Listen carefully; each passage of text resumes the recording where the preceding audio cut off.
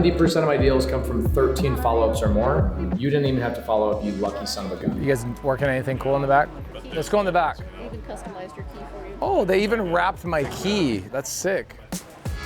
This is sick. So you guys will do this whole entire thing. You know that Bronco company out of Atlanta? Uh-huh. I think they sell theirs for like 400 grand or something. Yeah, those are wild. You won't spend that much money, right?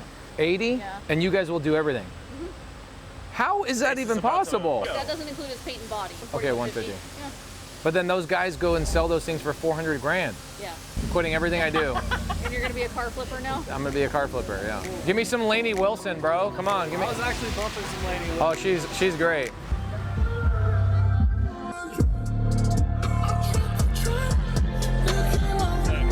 Did you 3D print my thing in the F350 to get it to fit in that spot, or did you buy that?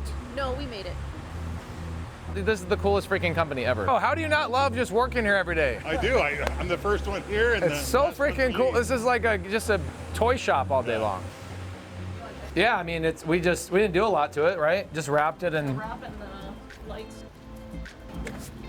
This is the Blackwing. It looks like it's just a regular Cadillac, but it's not. This thing is scary.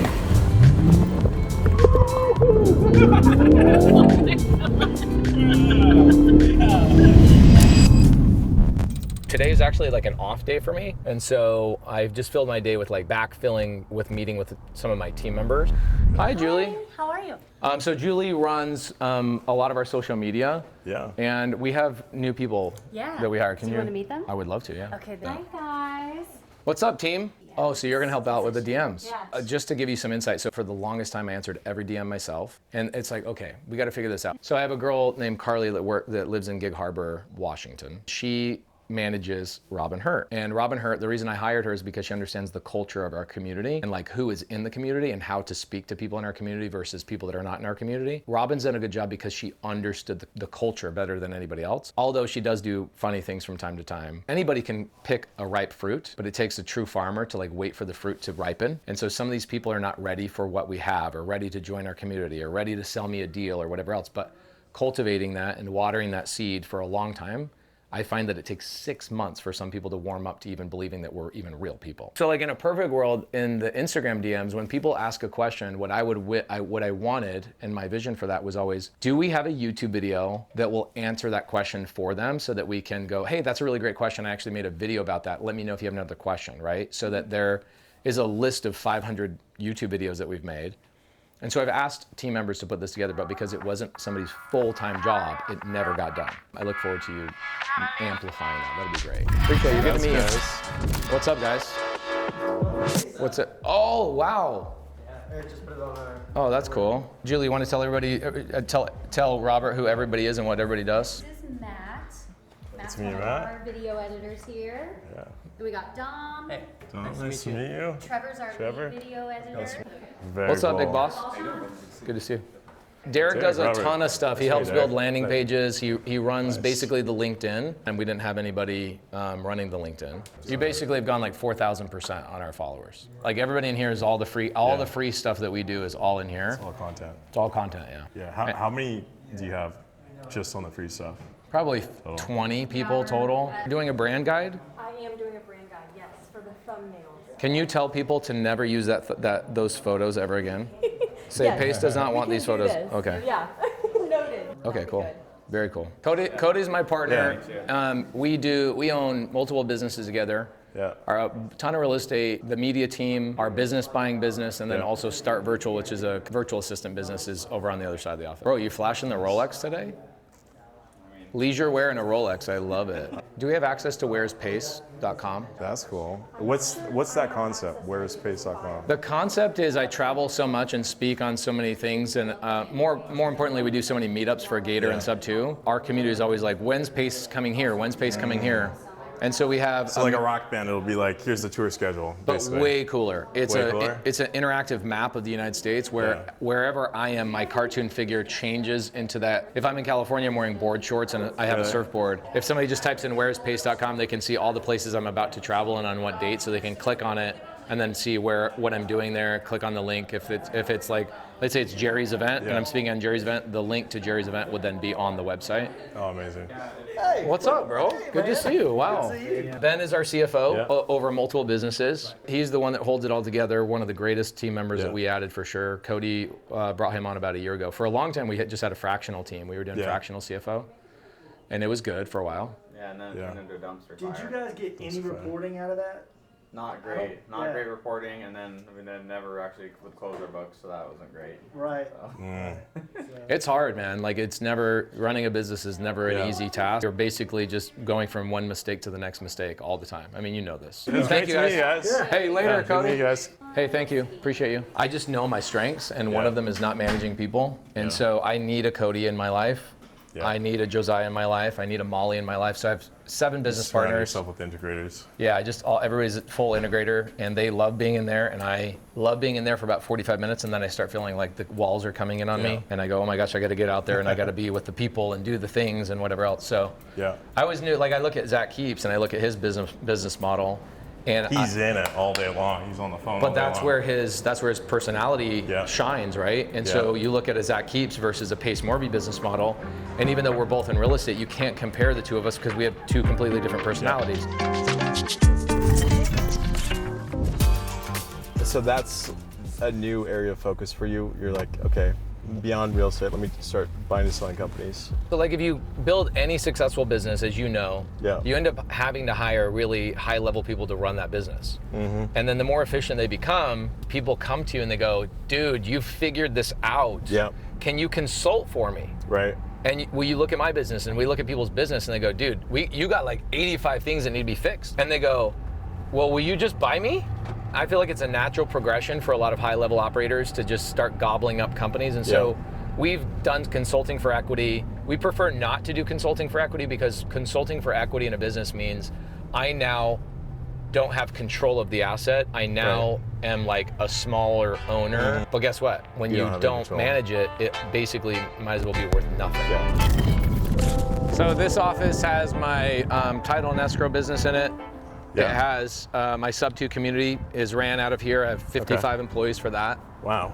Yeah, and then the my sub-2 fund is here, and Jamil also offices. Two of his companies are offices out of here too. We're actually moving, I think, in a month. Oh, look who it is on the TV. Oh yeah, I know that. So sorry. Should I just get my own key or what? This is Gianna. This is Zach. Zach was like Hey Zach, nice to meet you. Team member number 1 at sub 2. Nice to meet you. Wow, team number 1. You know Luigi? Yeah. Okay, cool. Zach is responsible for a lot of success in sub 2 and Astro and a whole bunch of other brands. How does it feel going from like the very beginning to now with 12,000? It's crazy. Is it crazy? It's absolutely insane. Yeah. It's wild to see the team grow as well. There were 4 of us 3 offices ago, and we're about to move across the lake again to get more space. Wow. Yeah, Zach was team member number 4. Yeah. And now he's, one of 120 or so. I see Keegla, I know. New Reach runs the brand, like 5 collective brands. Okay. So you'll see like Sub 2 and Astro, and you'll see a bunch of stuff. So speaking of the TV show, let me introduce you to Slater. So Slater used to be our audio guy for the TV show. He used to be the audio guy. No. Used to be our COVID compliance officer, basically, for the TV show. Wow. And then he kept hearing us talking about all these deals, and he would come to us every day with these silly questions, which were good questions. Very silly question. He goes, wait, how do I comp? How do I do that? So now he bought 2 franchises. Yep. He bought 2 Keegley franchises. And so him and his 3-man team, his brother and his partner over here, they're doing deals in Colorado? All of Colorado, the whole state. Okay, so both your franchises are there? Colorado Springs and Denver. Yep. Okay, cool. So he converted from the TV show. Are you happy to be out of TV? So happy. Yeah. It's the best thing ever. A blast. Wouldn't do it any other way, and it's all these guys to thank, man. Oh, come on, bro. You took the action. You did the thing. I appreciate it. So he's independent. Oh, hi, Sarabi. This is Sarabi, Robert. Hey, Robert. Sarabi is I would say she's my right hand, but she's like my right and left hand in Sub 2. She runs basically the whole Sub 2 world. Nice. Wow. So big everything inside of Sub 2 is her responsibility. Everything. Look at this. Gorgeous girl. You're scheduled for November 14th. 16th. Next 16th. Thursday. Are you like so ready? So ready. I'm so ready. This is Brittany. Brittany, I'm Robert. Hi. Nice to meet you, Brittany. So Brittany is our head of investor relations at Sub2 Fund. Yeah. And so she is the one that raises all the capital for our fund. I bring in the dough. She does bring in the dough. So she talks to the accredited investors, do you actually talk to a lot of the non-accredited? Yeah. Because they have a lot of questions, right? Oh yeah. They have way more questions than an accredited investor, Yeah. and so most funds don't want to take on non-accredited because of that exact problem. Most people say it's not worth it. Yeah, but that's What's your take on that? We actually called that fund originally, we called it the little guy fund. Yeah. Because we're like, we don't want to leave the little guy behind. Right. Because it is a pain in the butt. So for you, it's about giving access. Yeah. You want to give access. exactly. Even though, do you think it would be easier to just only raise from accredited and just It's say, not easier. It's a different animal. Yeah. But they don't ask a lot of questions as far as like the IRR and the investments Yeah. and things like that. It's more just like, how do I get in? What do I Okay. do? So Yeah. like little things like that. Whereas the accredited investors really want to take a deep dive. Into When am I it. getting my money back? Yeah. You're not going to be able to make it to the investor party on November 18th. Oh, I'm so sad. It's Well, I okay. tried, If you but let me guys- name the baby, then we'll be okay with it. What would you name them? Montana. Okay. I love Montana. Let's go talk to Ryan for a second. Here, come Ryan. back here. It's crowded in there today. okay, I so love that's it. not Keegley up to here, and then Yeah, here onwards, everything this else all, is a lot of this is sub 2. okay. And some of it's Astro, and some of it is Venus. Now, we just launched our brand. You guys are going up front? Yeah, we're going up front. So, Elena and Kirk, how's the house going? Yeah. I was waiting for you to say that. At the very, very beginning of the project, the answer is always, it's going great. Yeah. And then about 2 months in, you're like, it's going to get 10 times worse, and you're going to learn 1,000 lessons. We need to Yeah. move in by December. Like Why? At the end of. Why not just move in one of my houses? Oh, that would be dope. Yes. I asked Molly. I said in Chandler. We're looking for Chandler. I have a Chandler house that's open. Oh yeah. A 5-bed, 4-bath thing, big old monster thing on Spruce. It just sits there. I call it an overflow. Spruce? Thank you. Thank you. I really want to move it. Well, it's not going to happen, just FYI. Oh my God! Don't say that. I mean, I just have been in a lot of projects. I mean, They always take way longer. Yeah. and it doesn't matter who Yeah. the contractor is or the customer. They just take longer than you expect. Yeah. Okay, bust out this board game. Let's show these guys. Yeah. Check this out. Wow. The Creative Finance board game. Love it. I'm telling you, this is the most fun I've ever had playing a game in my life. Oh wow. Bust it out. Let's see it for 2 minutes. let's Come see on, it. be proud of it for a second. I'm super excited about this. So, we try to encapsulate what creative finance really is, and it's really very verbal. Monopoly is very systematic. Cash flow is very literal. Yeah. But this is all about negotiating. So each game is going to be completely different depending on who you're playing with.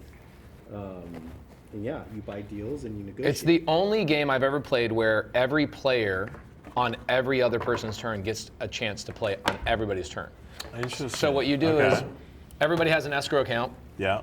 and you go around, you pull a property off the stack, and now let's say it's my turn.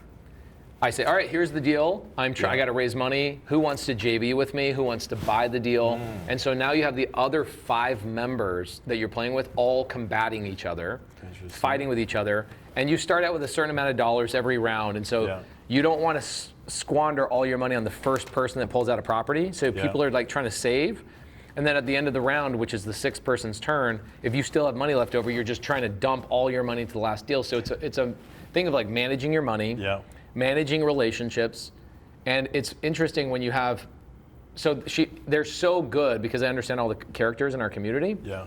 That they have like, okay, every character has their own superpower. So when I play my character, or when Laura plays her character, or Vina Jetty, or Molly, who's my head of operations, everybody in here has their own little superpowers, which is cool. And the goal of the game to build the biggest portfolio is that net how worth. you kind of win? It's kind of like Monopoly. Right. Yeah. In a sense where you want to collect as many properties as possible. So like, let's say that we have a team. So it's my turn. So I pull my card off the top and I go, okay, guys, I have a multifamily B class. Yeah. Purchase price is $16.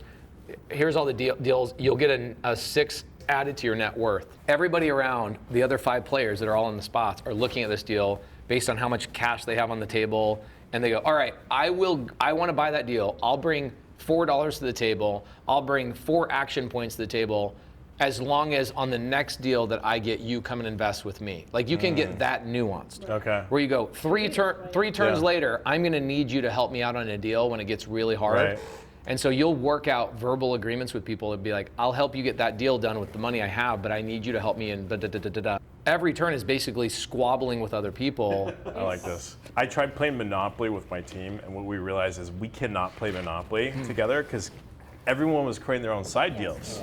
They're like, hey, I'll tell you what, if you don't charge me rent, I won't charge you rent. Yes. And then what I realized after a while, I was like, I cannot play Monopoly with my team. I told everybody, I said, here's my vision.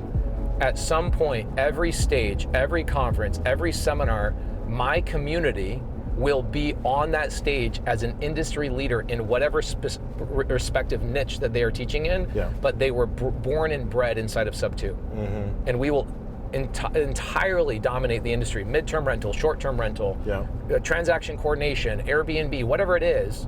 And I'm already starting to see it. I'm seeing people that their name is on the dais of all the speakers, and I'm like, you joined my community 3 years ago, and you run a Zoom every Friday for the Sub 2 community, and now you're out speaking on stages. You, 3 years ago, couldn't even tie your shoes. Now 3 years later, you're leading the industry and speaking on stage. That's my vision, is like, if I treat people like a student, they behave like a student. If I treat people like an equal and an industry leader, they become industry leaders. Honestly, part of it's out of spite. I had a guy that charged me $47,500 to teach me creative finance. He hadn't done a deal in 10 years. 10 years, hadn't done a deal in 10 years. And I hear similar stories all the time. People dropping $100,000 to learn stuff that you can learn on YouTube for free. People, if you go, okay, I watched my course, now what's next? Dude, it takes people a year, 2 years, 3 years to get comfortable running a business. How dare I run a mentorship that lasts 6 months? Like, that's the biggest disservice you could give to somebody. Go, you're in here for 6 months, now you gotta pay me monthly.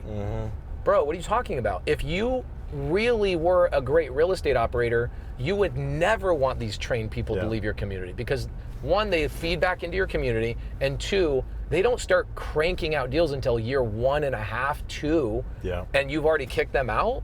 Well, Pace, I didn't tell them to leave. Yeah, you did. You told them you're going to charge them, and that's how significant the relationship is to you. So they will leave just by default. And so I see all these real estate communities that they call themselves communities charging a monthly fee, and your best players are leaving. And my best players are sticking around and helping the newbies. That is a community. It's a lot of freaking hard work and a lot of vision. And most people don't want to put in the work.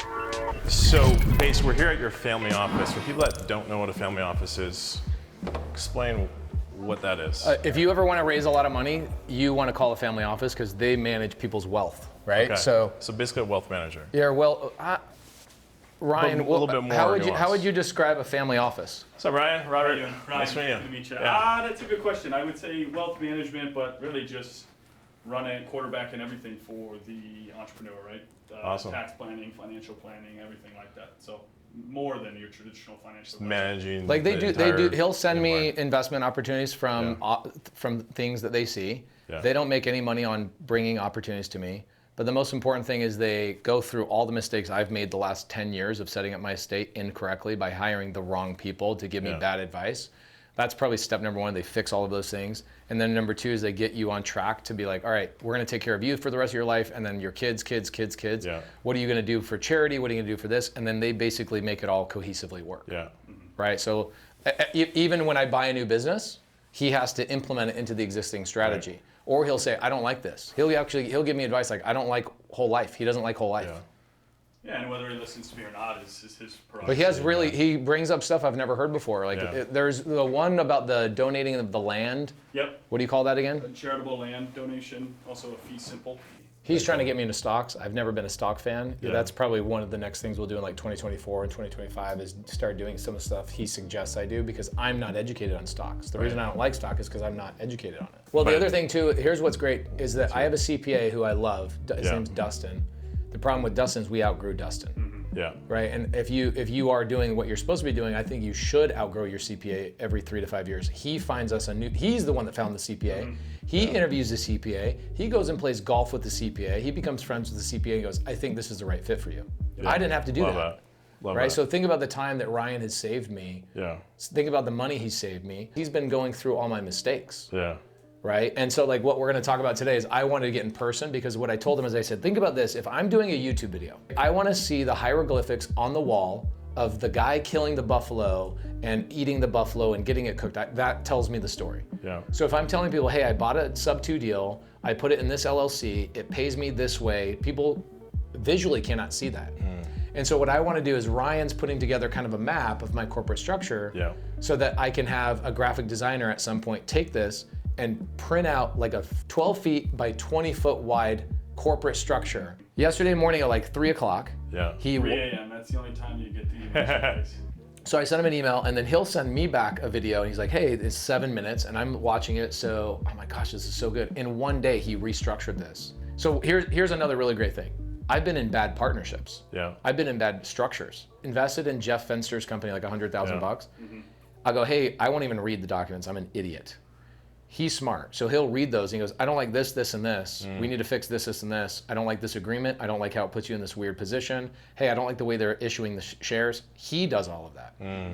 Bro, it's invaluable. It's so invaluable. Amazing. He will save me millions and millions of dollars.